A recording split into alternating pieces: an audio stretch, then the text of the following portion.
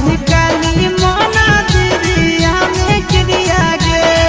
भूलबो ने कहियो कैसे भूल गेली तिरिया गे खैले हल्दी काली